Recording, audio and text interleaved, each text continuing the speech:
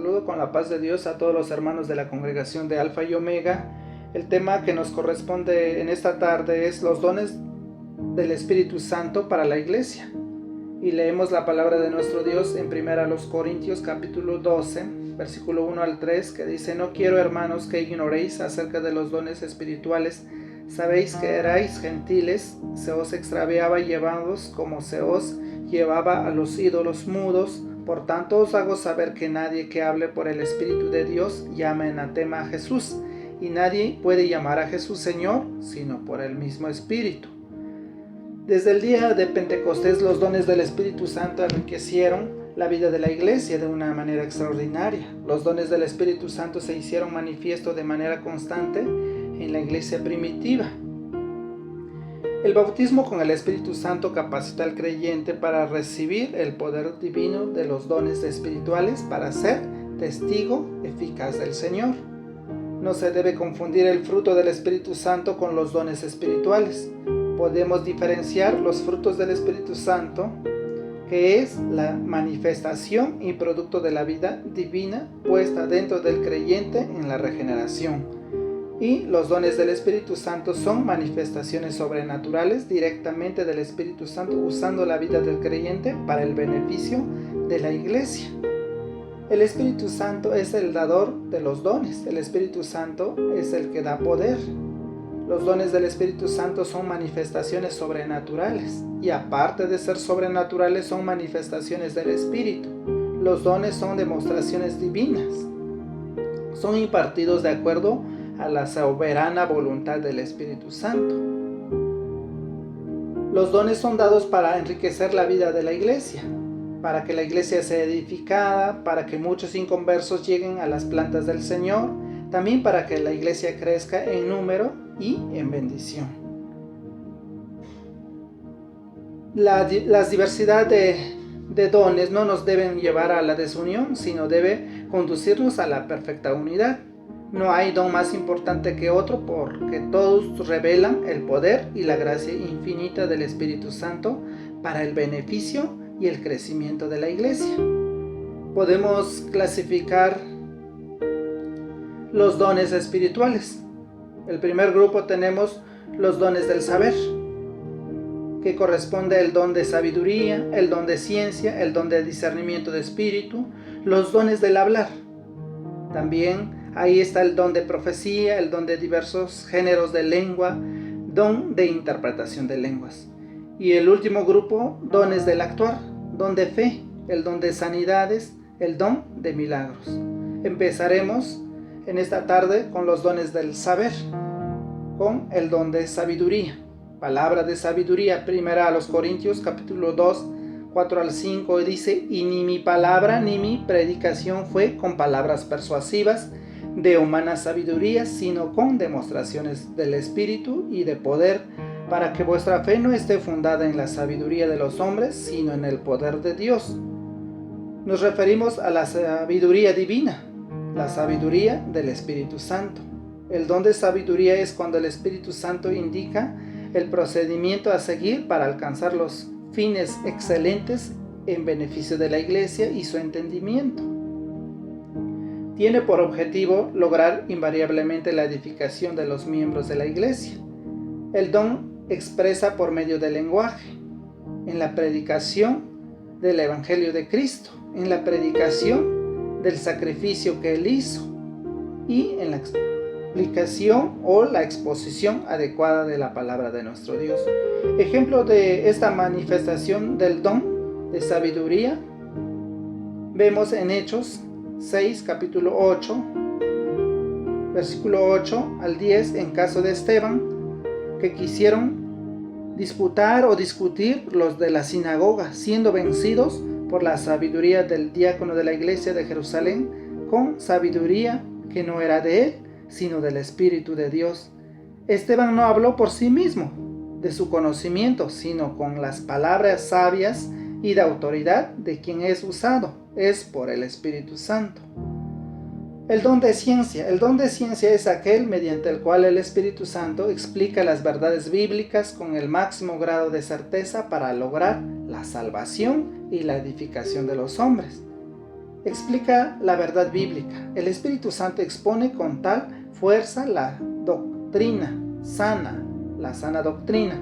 En los oyentes no hay duda ni vacilación, sino surgen en ellos la sabiduría, la seguridad de estar escuchando o leyendo de la verdad divina. Quien es usado por el Espíritu Santo para manifestar este don expondrá la sana doctrina con tal certeza, con tan amplio sentido de verdad, de argumentación, de quienes lo oyen o lean, certificarán en su corazón la enseñanza del Espíritu Santo. Este don tiene por objeto hacer en el hombre la fe en la verdad, la cual llevará a la salvación y le edificará en ella, por lo que afirmamos que el don de ciencia es utilizado por el Espíritu Santo para lograr la salvación y edificación de los hombres. La manifestación de este don llevará al nacimiento y conservación de la fe de los que sean edificados por el cumplimiento así la voluntad divina. En Hechos capítulo 10, versículo 34 al 38, en la predicación del apóstol Pedro en la casa de Cornelio, nos enseña un claro ejemplo de la expresión de don de ciencia. El don de discernimiento de espíritu es aquel mediante el cual el Espíritu revela la verdadera naturaleza y carácter de un ser para librar a la iglesia de los engaños del diablo. Este don espiritual es una de las salvaguardias de la iglesia del Señor contra el engaño y trampa del enemigo. El Espíritu Santo hace conocer infaliblemente al creyente en quien manifiesta este don la diferencia que existe entre un espíritu verdadero y un falso, de modo que aunque el falso trate de engañarlo, quedará manifiesta su verdadera naturaleza y carácter engañoso y mentiroso. El objetivo de este don es liberar a la iglesia de los engaños del diablo. Este don es para que la iglesia no emita juicios equivocados, rechazando a creyentes fieles o admitiendo a engañadores. El Espíritu Santo mantiene este don, o mediante este don señala la verdad de cada caso. Ejemplo tenemos en Hechos capítulo 5, el Espíritu de Dios declara la hipocresía de Ananías y Zafira. Los dones de hablar, don de profecía, es aquel mediante el cual el Espíritu Santo, prediciendo un acontecimiento, revela a la iglesia mensaje divino para edificación, exhortación y consolación de la misma. La profecía no procede de la inteligencia humana, sino de la presencia divina que se manifiesta a aquel que es instrumento de Dios para la expresión de este carisma. El que recibe el don de profecía no habla de sí mismo, sino por el Espíritu Santo. A través de la profecía manifiesta invariablemente un mensaje de Dios, el cual expresa sus sentimientos o sus juicios. Ejemplo tenemos en las cartas a las 7 iglesias en Apocalipsis capítulo 1. También el mensaje de Dios da a su pueblo a través del don de profecía, con un propósito, como nos enseña el apóstol Pablo en 1 Corintios 14:3, que dice: pero el que profetiza habla a los hombres para edificación, para exhortación y para consolación. Entonces tenemos que este don de profecía es de bendición para la iglesia, para edificar, para que la iglesia crezca espiritualmente, para que su fe sea aumentada. También es exhortada, es amonestada si se han desviado de la fe o si están en la tibieza en el camino del Señor. Para consolar, también es para consolar a los afligidos en la iglesia, y también para los incrédulos presentes en la iglesia. El Espíritu Santo a veces los toma para que sepan de las maravillas que Él hace, y con eso ellos llegan a su presencia. El don de diversos géneros de lengua es aquel mediante el cual el Espíritu Santo comunica en lenguas extrañas, palabras de adoración o intercesión, y da mensajes a la iglesia para beneficio de la misma. El don de lengua expresa adoración o alabanza, y eso lo vemos en Hechos capítulo 45 al 46, que dice: porque los oían que hablaban en lenguas y que magnificaban a Dios. El don de lenguas también expresa intercesión, porque la Biblia nos enseña que el Espíritu Santo intercede por los creyentes ante el trono de la gracia. El Espíritu Santo también utiliza este don para dar mensajes a la iglesia. El don del Espíritu Santo apartó a Bernabé y a Saulo para la obra que los llamó en Hechos 13, 1 al 2, para edificación de la iglesia. Primero a los Corintios capítulo 14, 4, el que habla lenguas extrañas a sí mismo se edifica. Cada uno en particular recibe bendición, todo el cuerpo se edifica de manera indirecta. Cuando recibe edificación en forma directa es cuando el Espíritu Santo se manifiesta, dando un mensaje espiritual a la iglesia y dando la interpretación del mismo por medio del don de interpretación de lenguas. El don de interpretación de lenguas es aquel mediante el cual el Espíritu Santo ofrece a la iglesia la traducción de sus mensajes en lenguas extrañas para completa edificación de los creyentes. El Espíritu Santo ofrece a la iglesia la traducción, ya que de él mismo salió el mensaje, y esto lo hace para lograr la completa edificación de los creyentes. Los dones del actuar. Llamamos a estas manifestaciones o carismas de actuar porque se expresan en el ámbito de la acción. Actuar significa poner en acción.